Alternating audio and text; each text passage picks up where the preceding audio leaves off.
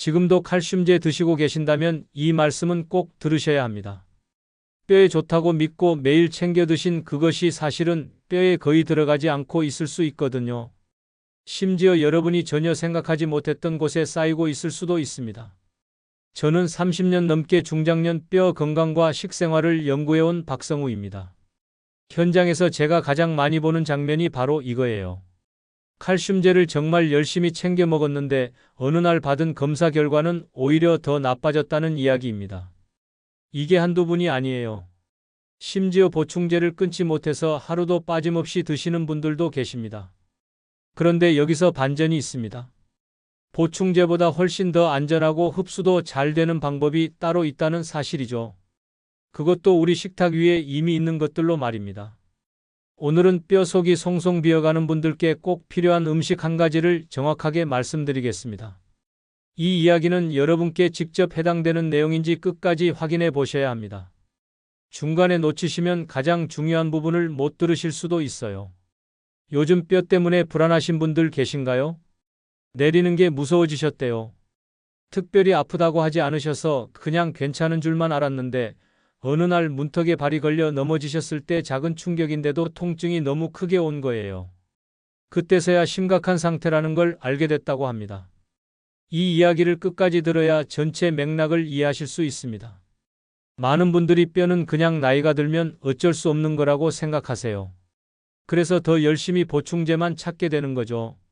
하지만 실제로는 우리가 뼈가 비는 속도를 더 빠르게 만들고 있는 경우가 훨씬 많습니다. 식탁 위 습관 하나만 바꿔도 완전히 다른 결과가 나오는데 말이에요. 오늘 이 영상에서 말씀드릴 내용은 여러분의 뼈 관리 방식을 완전히 바꿀 수 있는 정말 중요한 지혜입니다. 이 이야기를 끝까지 듣고 실천하셔야만 진정한 변화를 경험하실 수 있어요. 혹시 아직 구독과 좋아요를 누르지 않으셨다면 지금 바로 눌러주세요. 이 채널은 여러분의 건강한 노년을 진심으로 응원하고 있습니다. 이런 중요한 정보를 더 많은 분들이 알 수 있도록 구독과 좋아요로 함께 응원해 주시면 정말 감사하겠습니다. 끝까지 보시면 왜 지금 당장 여러분의 작은 습관을 바꿔야 하는지 분명하게 깨닫게 되실 겁니다. 자, 이제 뼈가 왜 비는지부터 하나하나 차근차근 짚어보겠습니다. 사실 많은 분들이 칼슘만 먹으면 뼈가 튼튼해질 거라고 생각하세요. 저도 처음에는 그렇게 믿었습니다. 대학에서 공부할 때만 해도 칼슘 섭취량이 중요하다고 배웠거든요. 하지만 30년 넘게 현장에서 연구하고 상담하면서 깨달은 게 있어요. 뼈 건강은 칼슘을 얼마나 먹느냐의 문제가 아니라 그걸 얼마나 흡수하고 유지하느냐의 문제라는 겁니다. 이게 정말 중요한 차이예요. 칼슘을 1000mg 먹었는데 100mg만 흡수되면 결국 100mg만 효과가 있는 거거든요. 나머지 900mg은 그냥 버려지는 겁니다. 국내 영양 연구 자료를 보면 칼슘 섭취량이 충분해도 흡수율이 낮으면 골밀도는 전혀 개선되지 않는다고 나와 있어요. 서울대학교 식품영양학과에서 진행한 연구였는데 정말 놀라운 결과였습니다. 칼슘을 권장량보다 더 많이 먹는 그룹과 적게 먹지만 흡수율이 높은 음식을 먹는 그룹을 비교했거든요. 그랬더니 후자가 골밀도 개선 효과가 훨씬 좋았다는 거예요. 실제로 72세 김영호님은 칼슘제를 오랫동안 드셨는데도 검사 결과가 계속 나빴대요.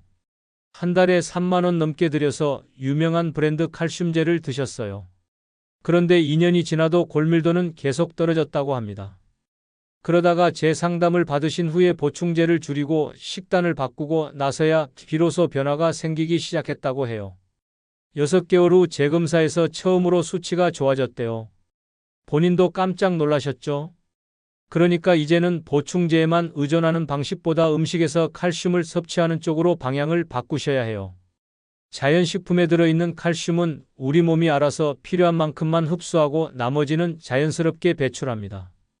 그런데 고농축 보충제는 한 번에 너무 많은 양이 들어와서 몸이 처리하기 힘들어요.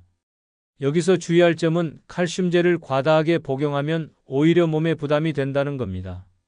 신장에 결석이 생길 수도 있고 혈관 건강에도 안 좋을 수 있어요. 여러분은 지금 칼슘을 어떤 방법으로 드시고 계신가요? 그런데 더 큰 문제가 있습니다. 흡수되지 않은 칼슘은 뼈로 가지 않아요.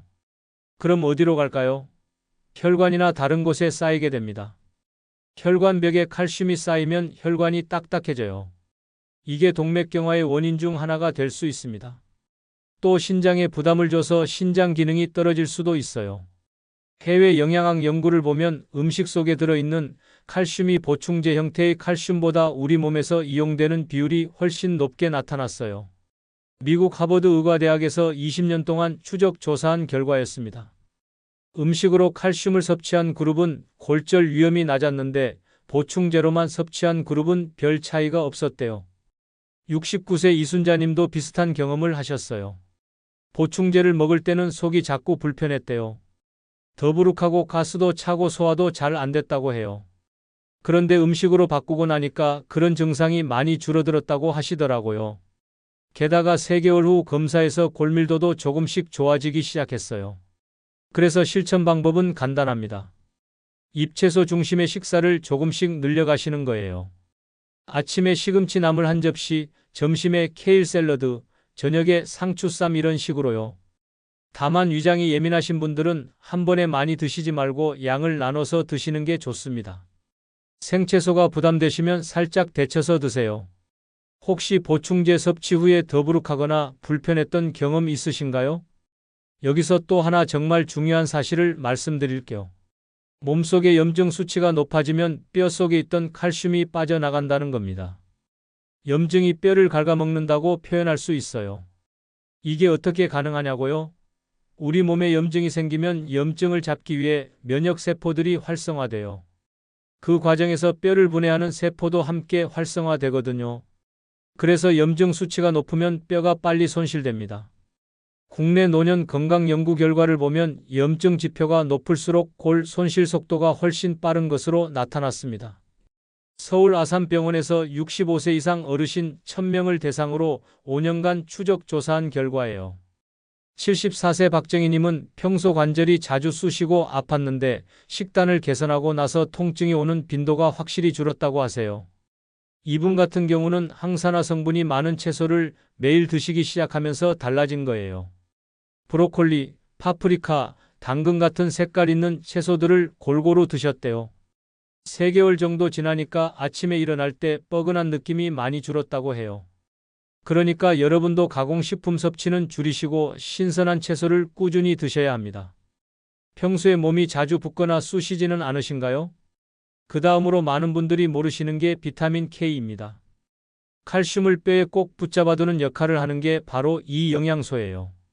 칼슘만 들어온다고 끝이 아니라 그걸 뼈에 제대로 고정시켜야 하거든요. 비타민 K가 부족하면 칼슘이 뼈에 제대로 안착하지 못해요. 그냥 혈액 속을 떠돌다가 나가버립니다. 연구 결과를 보면 비타민 K 섭취가 충분한 노년층에서 골절 위험이 훨씬 낮게 나타났어요. 일본에서 진행된 대규모 연구였는데 70대 이상 어르신들을 10년간 추적 조사했습니다. 비타민 K를 충분히 섭취한 그룹은 골절 발생률이 40%나 낮았어요. 70세 최미경님은 식단에 변화를 주고 나서 걷는 게 훨씬 편해졌다고 하시더라고요. 전에는 조금만 걸어도 다리에 힘이 없고 허리가 아팠는데 이제는 산책도 즐기실 수 있게 됐대요. 하루에 30분씩 걸어도 전혀 힘들지 않다고 하세요. 실천 방법은 어렵지 않습니다. 잎채소랑 발효식품을 함께 드시면 돼요. 시금치나 케일 같은 잎채소의 비타민 K가 풍부하고 청국장이나 된장 같은 발효식품에도 많이 들어 있습니다. 여기서 주의할 점은 한 가지만 집중하지 말고 여러 영양소를 골고루 챙기셔야 한다는 겁니다. 여러분 식탁에는 초록색 채소가 얼마나 자주 올라오나요? 이제 좀 더 근본적인 이야기를 해볼게요. 뼈는 사실 계속 바뀌는 조직입니다. 매년 없어졌다가 다시 만들어지는 과정을 반복해요. 우리 뼈의 약 10%가 매년 새로 교체됩니다. 10년이 지나면 우리 뼈가 완전히 새로운 뼈로 바뀌는 거죠. 이게 신기하지 않나요? 그런데 나이가 들면서 이 재생 속도가 점점 느려진다는 연구 보고가 있어요. 50대까지는 균형이 맞는데 60대가 되면 분해 속도가 재생 속도보다 빨라집니다. 그래서 뼈가 점점 약해지는 거예요. 68세 정성훈님은 생활 습관을 교정하고 나서 수치가 안정됐다고 하세요. 이분은 특별한 걸 한 게 아니라 그냥 꾸준하게 실천하신 거예요. 매일 채소 먹고 매일 걷고 매일 햇빛 쬐고 이런 기본적인 것들만 지키셨어요. 그랬더니 1년 후 검사에서 골밀도가 유지되고 있더래요. 더 나빠지지 않은 것만으로도 성공이라고 할 수 있죠. 그러니까 여러분도 꾸준함을 목표로 삼으셔야 합니다. 단기간의 효과를 기대하시면 실망하실 수 있어요. 뼈는 천천히 변하는 조직이니까요. 여러분은 얼마나 오래 실천할 준비가 되어 계신가요? 이제 본격적으로 어떤 음식을 어떻게 먹어야 하는지 구체적으로 말씀드리겠습니다. 먼저 말씀드릴 음식은 여러분이 잘 아시는 초록색 잎채소입니다. 이 채소는 칼슘 함량도 높고 흡수율도 정말 뛰어나요. 그런데 많은 분들이 이 사실을 모르고 계세요. 우유나 보충제만 찾으시는데 사실 이 채소 하나면 충분할 수 있어요. 케일 100g에는 칼슘이 150mg이나 들어 있습니다. 시금치에도 많이 들어있고 상추나 깻잎에도 있어요. 특히 케일이나 시금치 같은 잎채소는 칼슘뿐만 아니라 비타민 K도 풍부하게 들어 있습니다. 한 가지 음식으로 두 가지 영양소를 다 챙길 수 있는 거죠. 게다가 마그네슘도 들어 있어서 칼슘 흡수를 도와줘요. 정말 완벽한 음식이에요. 다만 한 가지 주의하실 점은 과다 섭취는 피하셔야 한다는 거예요. 아무리 좋은 음식도 지나치면 안 좋거든요. 특히 시금치에는 수산이라는 성분이 있어서 너무 많이 드시면 칼슘 흡수를 방해할 수도 있어요. 하루에 한두 접시 정도가 적당합니다. 실천 방법은 간단합니다.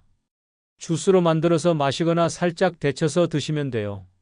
생으로 드시는 것보다 살짝 익혀 드시는 게 소화에도 좋고 수산 성분도 줄일 수 있습니다. 끓는 물에 30초만 데쳐도 충분해요. 이런 초록 채소 드셔본 적 있으신가요? 처음 드시는 분들은 양을 조금씩 늘려가시는 게 좋아요. 처음부터 많이 드시면 속이 불편할 수 있거든요. 케일이 처음이신 분들은 사과나 바나나랑 같이 갈아서 주스로 드시면 맛도 좋고 영양도 좋아요. 사과의 단맛이 케일의 쓴맛을 잡아주거든요. 아침에 이렇게 주스 한 잔 드시고 하루를 시작하시면 정말 좋습니다. 한 달만 해보세요. 몸이 가벼워지는 걸 느끼실 거예요. 그 다음으로 말씀드릴 건 바나나입니다. 바나나에는 칼륨이 풍부한데 이게 칼슘 손실을 줄이는 데 도움이 돼요. 우리 몸에서 칼슘이 빠져나가는 걸 막아주는 역할을 하거든요. 특히 소변으로 칼슘이 빠져나가는 걸 줄여줍니다. 칼륨이 부족하면 칼슘이 계속 빠져나가요. 아무리 칼슘을 많이 먹어도 소용없는 거죠. 그래서 칼륨 섭취가 정말 중요합니다. 아침에 바나나 하나 드시고 점심에 잎채소 반찬 드시면 정말 좋은 조합이에요.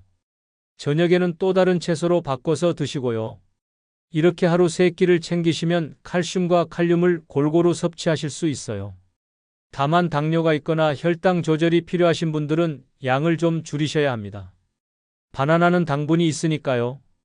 하루에 반 개나 1개 정도가 적당해요. 실천 방법으로는 아침 시간을 활용하시는 게 가장 좋아요. 아침에 드시면 하루 종일 에너지를 주거든요. 출출할 때 간식으로 드셔도 되고요. 혹시 아침 식사를 거르시는 편인가요? 그러시면 바나나라도 꼭 챙겨 드세요. 아침을 거르면 하루 종일 영양 밸런스가 무너질 수 있거든요. 특히 시니어분들은 아침을 꼭 드셔야 해요. 이제 발효식품 이야기를 해볼게요. 특히 발효된 콩 제품이 뼈를 고정하는 데 정말 중요한 역할을 합니다. 청국장이나 된장 같은 전통 발효식품에는 비타민 K가 아주 풍부하게 들어 있어요. 비타민 K라는 형태인데 이게 칼슘을 뼈에 붙잡아두는 역할을 하거든요. 이게 아까 말씀드린 것처럼 칼슘을 뼈에 제대로 고정시켜요. 일본 사람들이 골다공증이 적은 이유가 바로 나토를 많이 먹기 때문이라는 연구도 있어요. 나토가 바로 발효콩 제품이거든요. 우리나라의 청국장이랑 비슷한 거예요. 그런데 냄새가 부담되시는 분들도 계시죠? 특히 청국장 냄새를 못 맡으시는 분들이 많아요. 그럴 때는 다른 형태로 드시면 됩니다. 요즘은 냄새가 적은 제품들도 많이 나와 있어요. 실천 방법으로는 청국장을 주스에 조금 섞어서 드시거나 된장을 반찬에 활용하시면 돼요. 된장찌개나 된장국으로 드셔도 좋고요. 국이나 찌개로 드시면 냄새도 덜하고 맛도 좋습니다. 여기에 두부를 같이 넣으면 칼슘도 더 많이 섭취할 수 있어요. 발효식품은 얼마나 자주 드시고 계세요? 일주일에 한두 번이라도 꾸준히 드시는 게 중요합니다. 여기서 한 가지 더 말씀드릴 게 있어요. 음식만큼 중요한 게 바로 운동입니다. 걷기 같은 가벼운 운동도 뼈에 자극을 줘서 뼈가 더 단단해지도록 도와줘요. 뼈는 자극을 받아야 더 튼튼해지거든요. 누워만 계시면 뼈가 약해집니다. 우주비행사들이 무중력 상태에서 오래 있으면 뼈가 약해지는 것과 같은 원리예요. 아무리 좋은 음식을 먹어도 움직이지 않으면 효과가 반감됩니다. 운동하면서 뼈에 자극을 주셔야 칼슘이 뼈에 제대로 붙어요. 다만 무리하게 하시면 안 돼요. 관절이나 근육에 부담이 갈 수 있으니까요. 실천 방법은 걷기부터 시작하시는 겁니다. 하루에 30분만 걸어도 충분해요. 처음에는 10분부터 시작해서 점점 늘려가시면 됩니다. 하루에 얼마나 움직이고 계세요? 집 안에만 계신다면 지금부터라도 조금씩 밖으로 나가보세요. 그리고 햇빛도 정말 중요합니다. 햇빛을 쬐면 우리 몸에서 비타민 D가 만들어지거든요. 비타민 D는 칼슘 흡수를 도와주는 핵심 영양소예요. 칼슘을 아무리 많이 먹어도 비타민 D가 없으면 흡수가 안 됩니다. 그래서 햇빛이 정말 중요해요. 하루에 15분에서 20분 정도만 햇빛을 쬐셔도 충분합니다. 얼굴이랑 팔다리를 햇빛에 노출시키시면 돼요. 너무 오래 쬐시면 피부에 안 좋으니까 적당히 하셔야 해요. 실천 방법으로는 산책하실 때 햇빛 있는 시간대를 고르시는 겁니다. 아침이나 오후 시간이 좋아요. 한낮에 강한 햇빛은 피하시고요. 요즘 햇빛 보는 시간이 얼마나 되세요? 마지막으로 물 섭취에 대해 말씀드릴게요. 물을 충분히 마시는 것도 뼈 건강에 도움이 됩니다. 우리 몸의 신진대사가 원활해야 영양소가 잘 흡수되고 노폐물도 잘 배출되거든요. 물이 부족하면 혈액순환도 안 좋아지고 영양소 전달도 잘 안 돼요. 하루에 6잔에서 8잔 정도는 드셔야 해요. 한 번에 많이 마시지 마시고 조금씩 자주 마시는 게 좋습니다. 커피나 녹차는 이뇨작용이 있어서 오히려 칼슘 배출을 늘릴 수 있으니 적당히 드세요. 실천 방법으로는 아침에 일어나서 물 한 잔, 식사 전후로 물 한 잔씩 드시는 습관을 들이시면 좋아요. 물은 얼마나 자주 마시고 계신가요? 갈증이 느껴질 때만 마시시면 이미 늦은 거예요.